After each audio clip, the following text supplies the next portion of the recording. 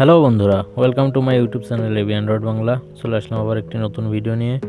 আজকের এই ভিডিওতে আমি এই বোর্ডটির কানেকশন সম্পর্কে একটু ধারণা দিব। কারণ হচ্ছে কয়েক ভাই আমাকে কমেন্ট করে জানিয়েছেন যে এই বোর্ডের কানেকশন নাকি তারা বুঝতে পারতেছেন না, কিভাবে কানেকশন দিবেন সেটাই আজকের এই ভিডিওতে আমি দেখিয়ে দিব।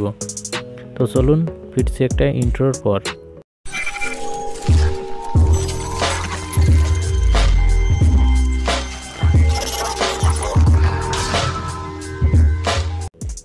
তো আমার হাতে দেখতে পাচ্ছেন এটা হচ্ছে সেই বোর্ডটি।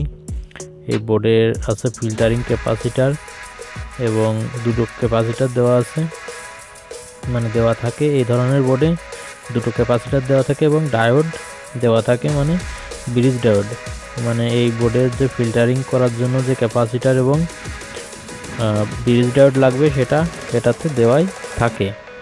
তো আপনারা কি করবেন, শুধু এই যে এখানে মানে যে ভোল্টই থাক, এটা এই সার্কিটটা হচ্ছে 20 থেকে 28 ভোল্টের মধ্যে দিতে হবে। তো আপনারা দুই পাশে এবং মাঝেরটা হচ্ছে গ্রাউন্ড এবং দুই পাশের দুটোই আপনারা 24 ভোল্ট বা যে কোনো 28 ভোল্ট 20 ভোল্ট এরকম দিবেন। এই যে মনে করেন এটা হচ্ছে ট্রান্সফরমার এবং ট্রান্সফরমার থেকে আমাদের লাইন দিতে হবে। তো এগুলোর ক্যাপাসিটি কিছু ডায়োড ছিল, তো ডায়োডগুলো খুলে আমি আবার একটু ভালোভাবে আপনাদেরকে দেখিয়ে দিচ্ছি কিভাবে কি করবেন। আশা করি এই ভিডিওটা দেখলে আপনারা অবশ্যই ভালোভাবেই বুঝতে পারবেন। এটা দেখুন দুই পাশের দুটো হচ্ছে, এটা হচ্ছে 12 ভোল্টের ট্রান্সফরমার, দুই পাশে 12 ভোল্ট এবং মাঝেরটা হচ্ছে গ্রাউন্ড। তো আপনারা কি করবেন, আমি উল্টিয়ে দেখাই। তো এই যে দেখতে পাচ্ছেন এখানে একটা 12 ভোল্ট দিবেন, দুই পাশে দুটো 12 ভোল্ট এবং মাঝে যে লাইনটা আছে ওটাই হচ্ছে গ্রাউন্ডের কানেকশনটা দিলেই হবে। তো এটা হচ্ছে খুবই সিম্পল একটা কানেকশন।